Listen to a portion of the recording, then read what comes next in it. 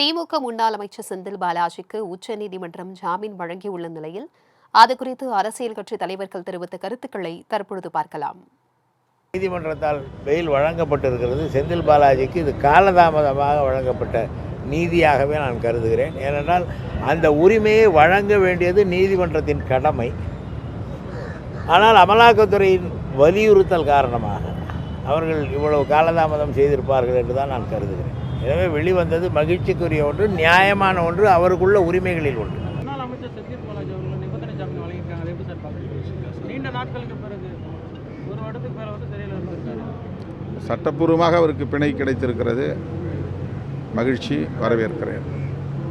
முன்னாள் அமைச்சர் திரு செந்தில் பாலாஜி அவர்களுக்கு நிபந்தனை ஜாமீன் வழங்கப்பட்டிருக்கு அப்படிங்கிற தகவலை தெரிஞ்சிட்டேன்.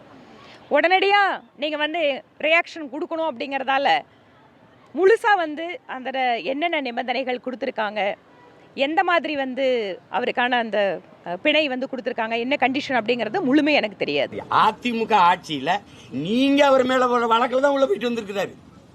உள்ள போங்க அப்புறம் வாங்க. இது என்னது? நீங்க அனுப்புனது நீங்க தான். இப்ப வருக வருக உங்க தீர செயல் வீர செயல் உங்க கட்சியில இருந்தா வீர தீர தியாகம் ஆயிரும், அடுத்த கட்சியில இருந்தா அது ஊழல் குற்றச்சாட்டாயிரும். இதே ஐயா கரூர்ல பேசினது இருக்கு. கட்ட கேட்டுக்கு இவர் முதலமைச்சர் வேட்பாளர் பட்டியலே இருக்கிறார். இந்த செந்தில் பாலாஜி செய்த ஊழல் தெரியுமா? அனுப்பிட்ட தம்பி உங்களுக்கு பகிரில் ஐயா பேசுனது. திருப்பி கட்சியில் சென்று உங்களை மாதிரி ஒருவருக்காக தான் காத்திருந்தோம்.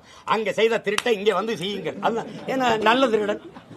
அவர்களை சார்ந்தவர்களுக்கு ரொம்ப எளிதான காலம் கிடையாது, ரொம்ப கடினமான காலம், ஒரு தனிமையான ஒரு துயரமான காலம்.